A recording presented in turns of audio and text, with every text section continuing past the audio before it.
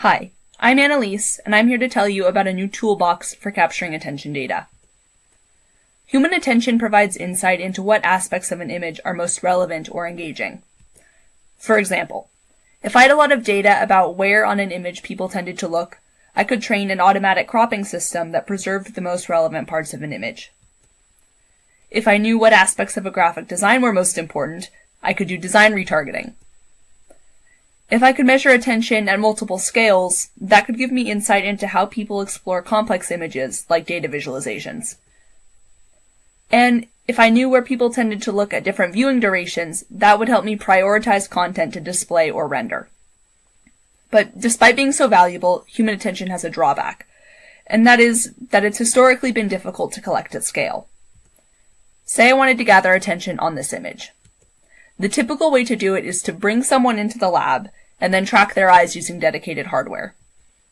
I would measure the points on the image that they looked at, and then by combining these gaze points over many study participants and blurring them, I could create an attention heat map.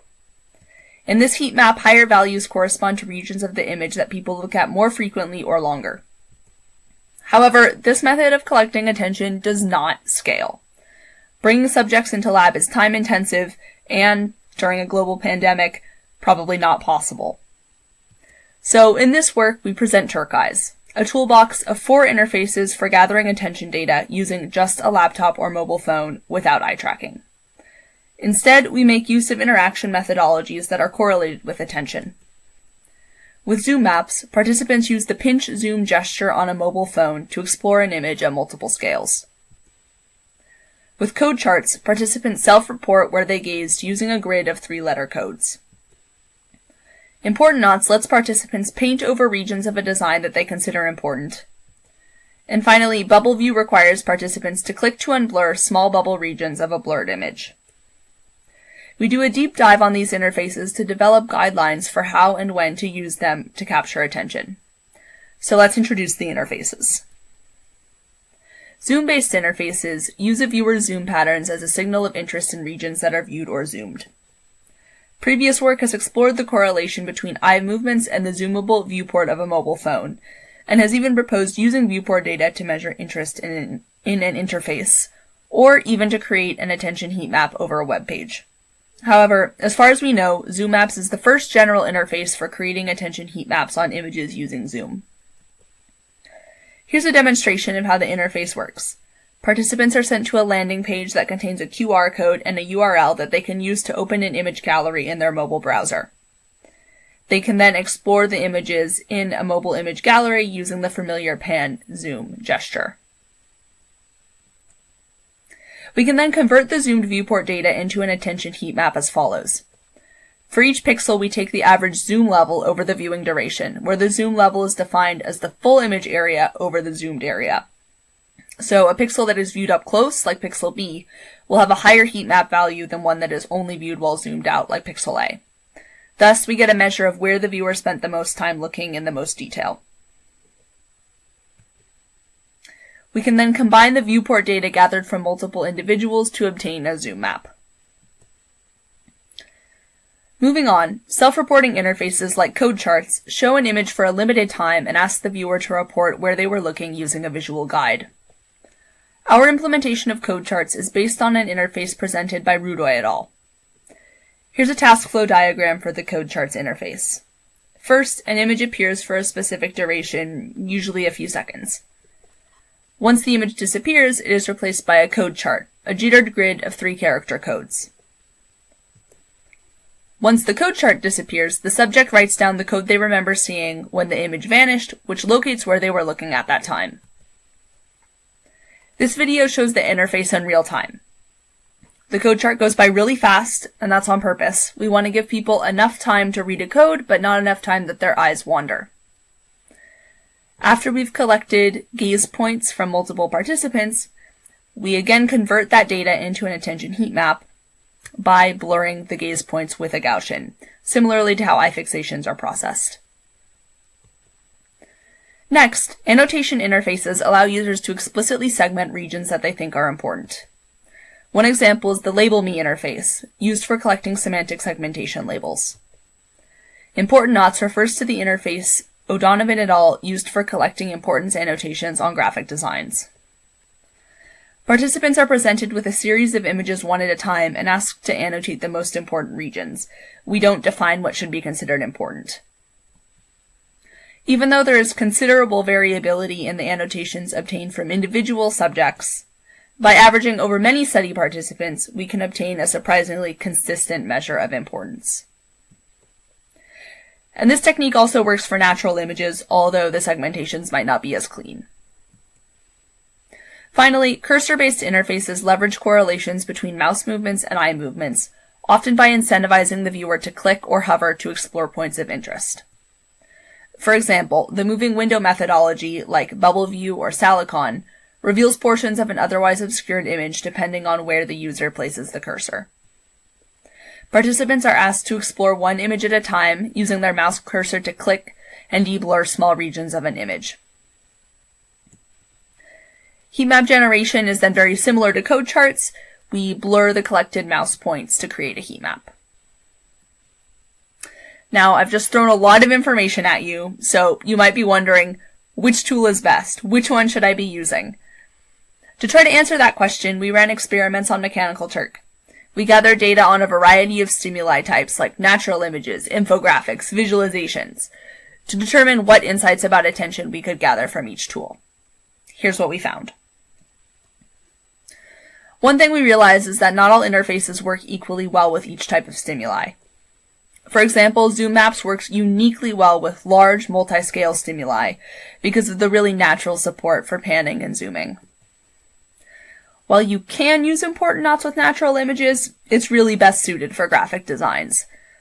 On the other hand, all of the images that we studied support graphic designs, as you can see in the resume on the right. And finally, although we did not try this in our experiments, CodeCharts can be used for videos by replacing the image with a short video clip. Cost is another important factor that we considered. The cost of data collection with each interface really came down to two things. How much data does it collect per participant, and how much work is it to use the interface?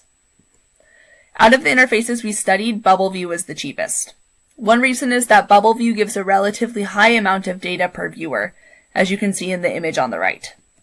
We get about 15 clicks per viewer, which means we need about 15 viewers per image to get consistent data. The next cheapest is ZoomMaps. We need slightly more people, around 20, to get consistent ZoomMaps data for an image. CodeCharts is significantly more expensive than either of the two previous interfaces. So why is that? Whereas with BubbleView we get many attention points per participant, for CodeCharts we only get one. That means that we need a lot more CodeCharts participants to get a consistent heat map, around 50. Finally, ImportAnnots is the most expensive interface. Although it requires fewer people than CodeCharts, they need to do the additional work of actually segmenting the elements in the image, which drives up the price. We also computed similarity to eye movements by collecting data for all of our interfaces on 35 images from the CAT 2000's eye tracking dataset. We computed the Pearson's correlation coefficient between the heat maps generated by our interfaces and the ground truth attention heat maps. We see that CodeCharts best approximates eye movements, accounting for 88% of human consistency. It's followed by BubbleView and ZoomMaps, and ImportAnnots, unsurprisingly, is least similar to eye movements. This figure shows some qualitative similarities and differences between the interfaces. CodeCharts best approximates human eye movements. It shows things like exploration patterns or single fixations resulting from exploration, which is characteristic of eye movements. Eye movements, CodeCharts, and BubbleView fall on certain regions only, like faces, hands, and points of contact, basically salient points in the image.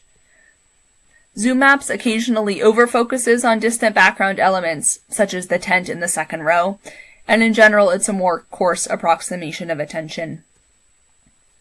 ImportAnnots segments semantically important elements. It often focuses on a single central object, and it in general highlights large portions of the image. So what might account for these differences in how well the interfaces approximate eye movements? Our interfaces can be organized on an intentionality scale, based on the degree to which they measure saliency, which is more spontaneous, or importance, which is more intentional. Saliency is a bottom-up measure of what parts of an image are most attention-grabbing, whereas importance is a top-down measure of which elements in an image are most relevant. Intuitively, you can think of saliency as like when you're scrolling through Instagram and images are popping out at you. Whereas you can think of importance as more like when you're annotating your textbook and you're actually reflecting on the content and then annotating it somehow. We think that an interface's place on the saliency importance continuum is a function of its intentionality. Eye movements capture saliency because they require no explicit user interaction. CodeCharts is next because it doesn't distort the image or require user interaction while viewing the image. BubbleView still captures image locations that draw people's attention, but it's more intentional because it slows down viewing time, distorts the image, and requires people to click to explore areas of interest. ZoomMaps requires the user to interact with the image to gather attention data, but it does use a familiar, more second-nature mechanism. Finally, ImportAnnots measures importance instead of saliency.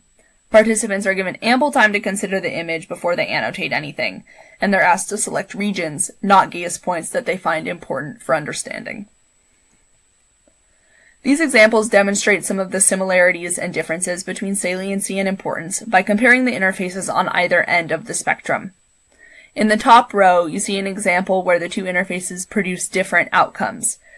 CodeCharts is more similar to eye movements, showing center bias and exploration patterns, whereas ImportAnnots focuses on the objects in the scene.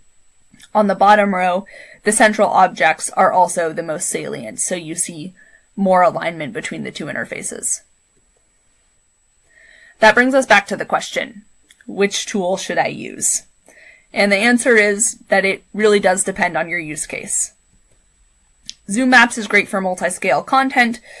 It has a natural interaction mechanism. However, it is a coarser approximation of attention.